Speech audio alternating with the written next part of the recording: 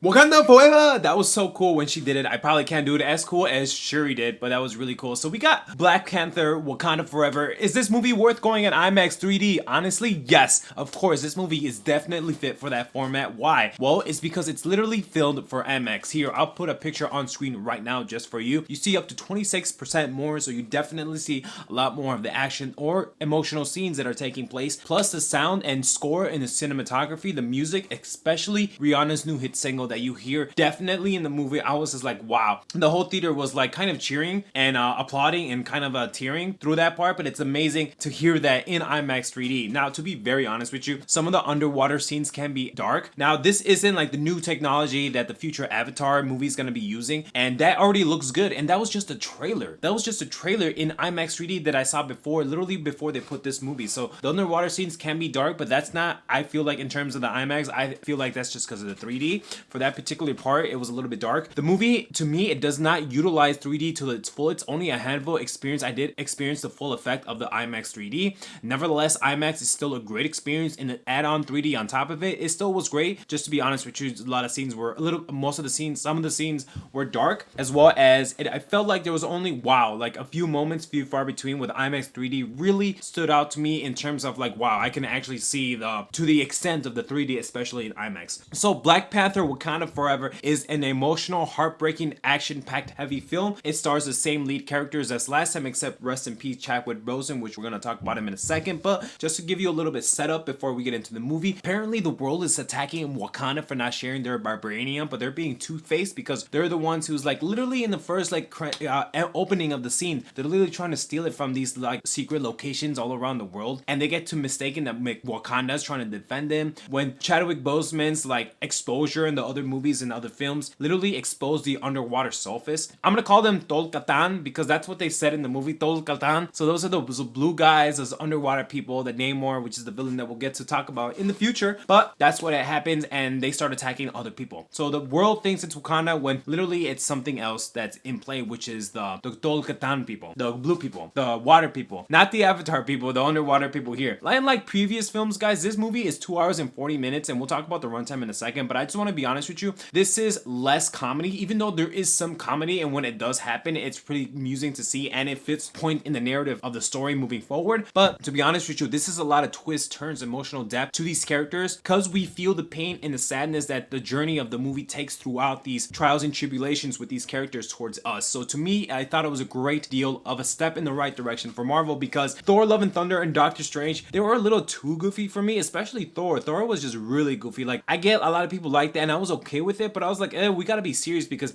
honestly, guys, in life, you can't always be like goofy and stuff. Like, yeah, you can have that goofy heart, but there's gonna be times where you're sad, and like, I feel like this movie came out at a great time because it's gonna be Thanksgiving soon. People are gonna go see this during Thanksgiving. You might go see this again. I have to go see this again twice because it was really that good, or 3 times. And it's a little bit more emotional, which is great because that's what I've been yearning for Marvel to do. I'm like, bro, we don't have to have always like serious stuff. Like, no, dude. Sometimes we gotta feel sadness. Nevertheless, it is kind of disheartening because he already had the script in mind with Chadwick Boseman's passing, so rest in peace there. But the way it was integrated to the new script, I thought it was phenomenal because these characters are experiencing that like the way we are. I'm not gonna say like what happens, how he dies and stuff. I mean, he died in real life because of colon cancer, but like in the movie, it was so like, even though they switched it, it was a good switch. And it was a difficult job for Ryan Coogler, which is the director of this film, to do that, because it's like, bro, you literally had the script and now you have to do it again for something else, and like your main pillar is gone. I wasn't saying that Black Panther T'Challa was the main pillar and we still had all these other people, but think about it, that whole thing had to be like tweaked or rewritten, the whole thing. Shuri as Letitia Wright, Shuri, honestly, she is the forefront of this movie, and it's amazing to see her come from, like, I don't want to say a supporting character or like a backup character or like a side character or a second character. She is the forefront of this movie. Like, she is in the first screen, she is in the first scene. We take her through her journey. This feels like this movie was revolving kind of around her, but also T'Challa and the way they're feeling about his death, and Shuri, how he's grappling with this like new transition, because the movie is like basing it around her and her emotions, which, to be honest with you guys, she really stepped up. Like, to come from like a second character, now, hey, like, I'm sorry you weren't ready yet, but now this just proved that she was ready. And to see this in IMAX 3D, it's like, whoa, she really has a lot of emotional depth to her characters, because it was like happy, sad, crying, action, like, whoa. She carried over here with returning characters such as Ramonda, which is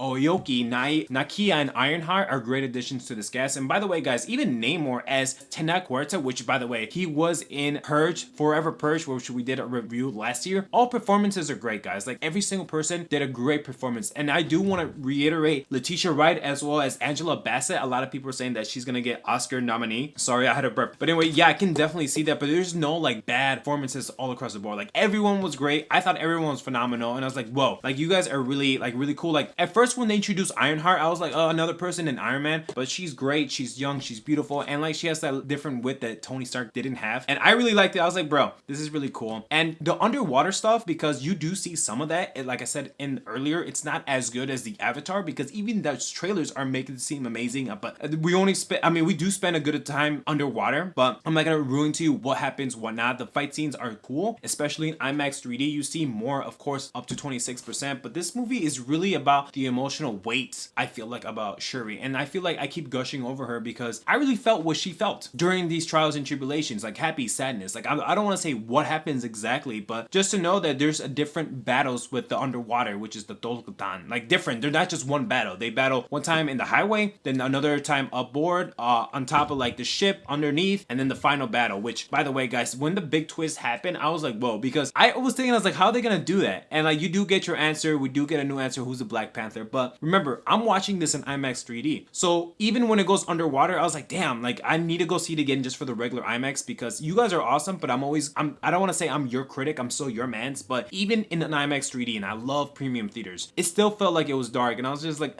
this feels dark. It just felt dark, especially when the first time they meet Namor. Side thing, Namor, I liked him. He's Mexican. They actually talk in Mexican. They give a lot of backstory, a lot of exposition, which to me, I'm half Mexican, so I'm happy that I get to see some Mexicans in the movie, which is this. Like Marvel, I love them. I just like that Marvel's trying to take a different approach. When we see them battle, to be honest, yes, I keep saying it was a little dark because it was dark. It was like the first time they meet Namor, it was dark. I was like, oh my gosh, dude, I was trying to take my glasses off. I'm like, bro. And it wasn't even in my theater because my theater, the one that I went to go in IMAX 3D, I knew it's not that. I know it's not that. I know it's not the theater. It's definitely, I feel like 3D wasn't really optimized that well. I mean, I'm being very honest. I don't think the 3D was optimized that well for those scenes. But anyway, when it's bright, it's beautiful. Like when they fight during the day, the new Black Panther suit is awesome. Amazing performances across the board. And the music and the soundtrack, especially Rihanna's, like there is a middle part of the movie where it does slow down. And a lot of people were like, oh, you could have deleted that. But to be honest with you, I liked it because it slowed down the movie. To me, it was like, okay, well, we already have a lot of this, a lot of left, right action. Like I just love seeing the other aspects of the underwater during the middle part of the movie in IMAX 3D, even though it was a little bit dark. And I wish, I'm gonna end it up with this. A lot of people might not like the 2-hour and 40-minute runtime, and I get that, but let me say this. If I'm paying an IMAX 3D ticket, I do want to get my money utilized, and I get it. A lot of people, oh, just because the movie's longer doesn't mean it's good. Okay, well, I don't want to go to a short movie, and Thor, Love and Thunder was 2 hours. Remember how that movie happened? That movie felt rushed because they were trying to do two different like storylines in one. And Doctor Strange, that felt a little weird because it was literally 2 hours. Like you could have explored more with these characters. Yeah, 2 hours and 40 minutes is a big jump, and maybe 20 minutes less could have been great, but to me, it never felt, the 22 hours and 40 minutes never felt like, oh my gosh, I need to leave the theater. Like it never felt like that because I was still in such of awe of what was going on. This is the first time I feel like ever since not DC, but with Marvel, that we've seen underwater in Marvel. Like I said, not DC because we've seen that in Aquaman, but Black Panther or Wakanda, I was always like in the first one got nominated for like Best Picture. So to me, it was never like, oh, I need to leave the theaters. I need to leave. It's too much. It's too long. No, like to me, remember, IMAX 3D, I'm experiencing this. That's why I'm doing a review to you. It never felt like I need to go. Like it never felt that. It was always like, wow, what's next? What's going to happen? Like that really happened. Whoa. That's just my take, but I definitely feel like Marvel is stepping in the right direction. Finally, less comedy, which I like comedy, but I don't feel like we need it all the time. All right, guys, as always, I'm going to give this movie A-. The reason why I'm giving it an A- because I feel like there's something missing. Of course, rest in peace, Chadwick Boseman, but it still was a great movie to see in IMAX 3D. If you made it this far, I appreciate you so much. Maybe consider hitting the subscribe button and turning on notifications so you never miss a video. And with that, take care. Peace out.